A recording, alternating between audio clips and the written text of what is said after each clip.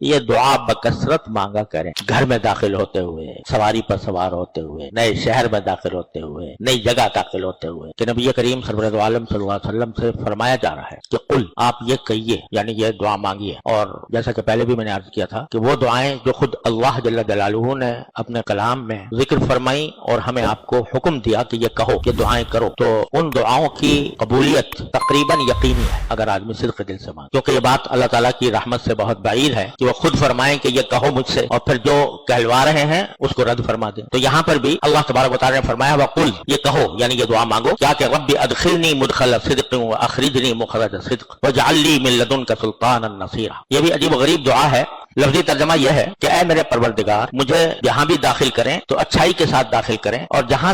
سے بھی نکالیں تو اچھائی کے ساتھ نکالیں، اور مجھے اپنی طرف سے ایسی طاقت عطا فرما دیجئے جس کی مدد کی جاتی ہو آپ کی طرف سے۔